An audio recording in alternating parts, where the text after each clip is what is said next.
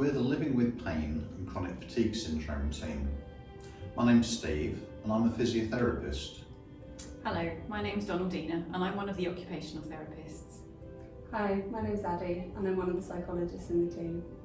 We've put together this video for you today to explain a little more about our service and how we work, to talk about the impact of living with long-term pain and ME or CFS, and to give you information that can help you to decide whether you think that this will be a helpful approach for you now.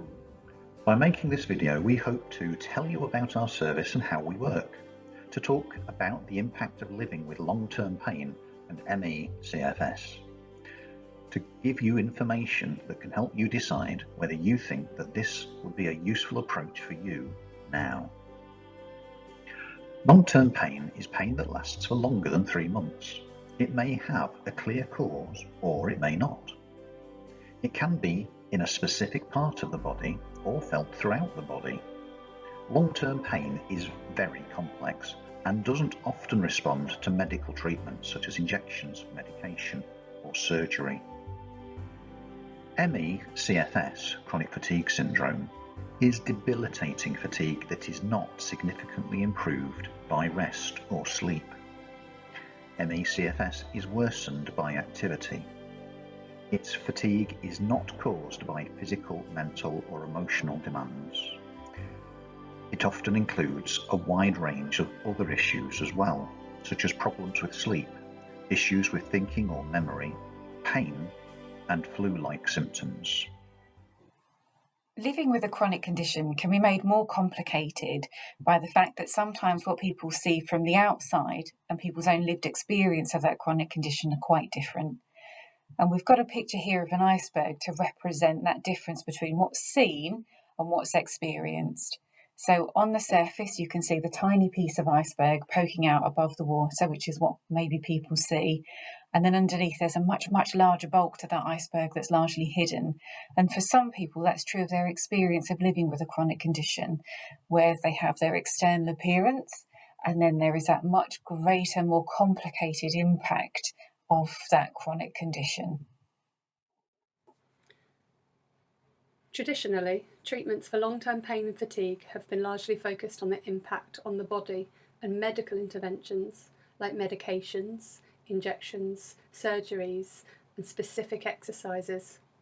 However, there's lots and lots of evidence which tells us that taking a purely biological and medical approach to how we understand and manage long-term symptoms of pain and fatigue does not significantly reduce the symptoms themselves or improve the quality of life of the person living with them, which can then result in feelings of frustration, fear, of failure and of hopelessness.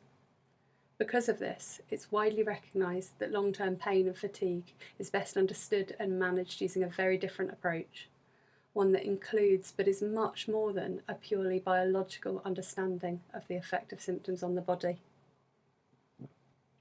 We appreciate that living with long-term pain and fatigue is a real challenge. It impacts on all areas of your life and can lead to a significant reduction in your daily activities, your quality of life and your emotional well-being. This is understandable.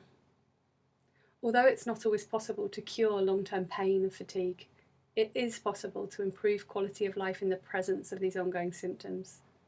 So, rather than running tests to try and diagnose your symptoms or offering further medical treatments, our work together focuses on achieving the very best quality of life in the presence of your long-term symptoms. To do this, we use the biopsychosocial approach to help us to understand how symptoms are affecting you from a physical, psychological and social perspective.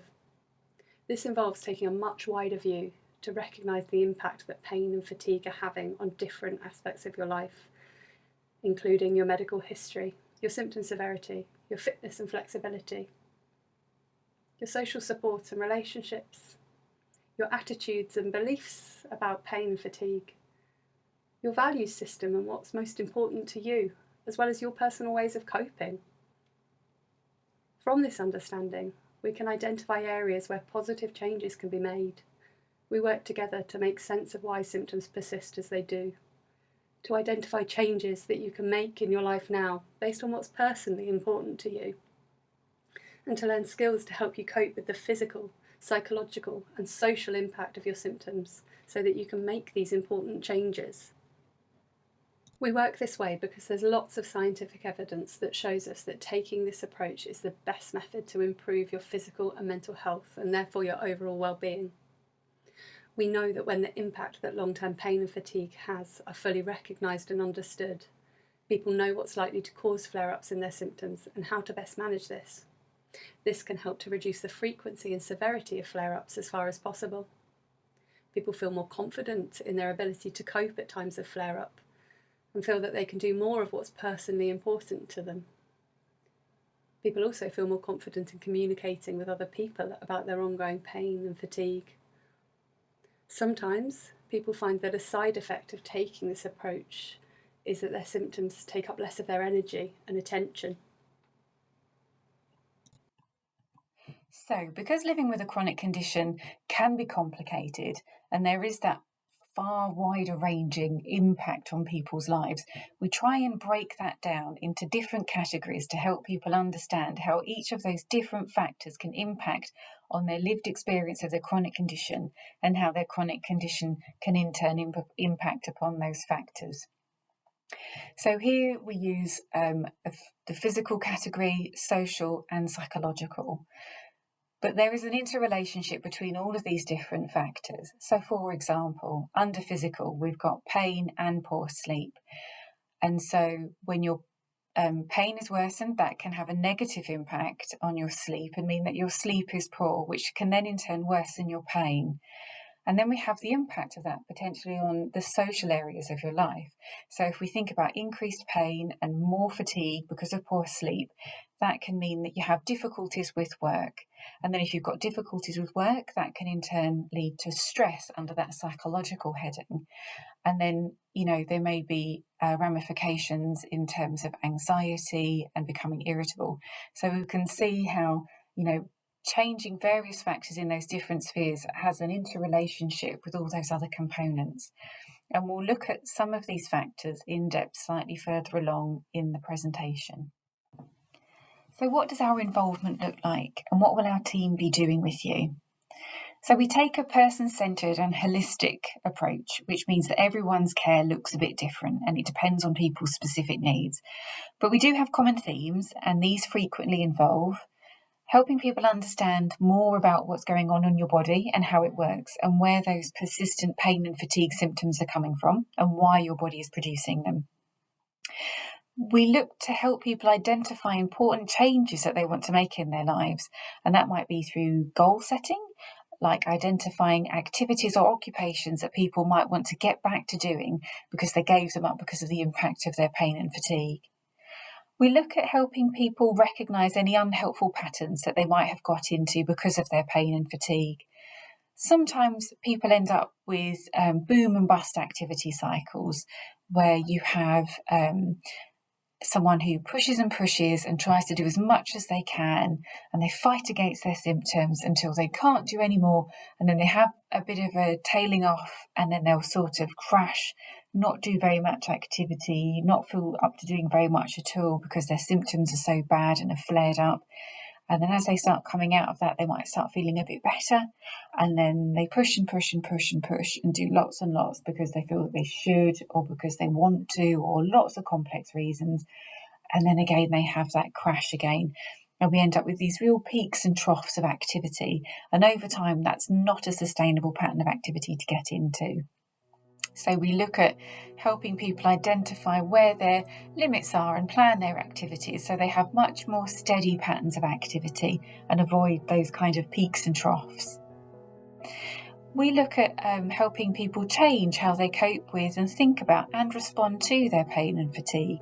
And some of that can centre around learning skills for coping with those difficult thoughts and emotions associated with those persistent symptoms. And where it's appropriate and where people have identified that this is something that they want to do, we might gradually reintroduce or introduce movement and activity, and that's typically done with our physiotherapists.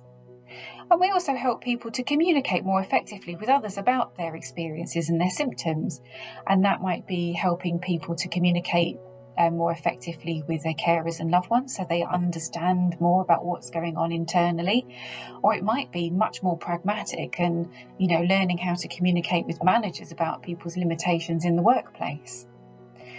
We do consider the role of medication as a part of an overall management plan, but it's by no means a focus. We take a much more behavioural approach to self-managing pain and fatigue symptoms. So while we appreciate that for some people medication has a role to play, we don't prescribe, we don't advise around medication, but we can discuss it as part of an overall plan.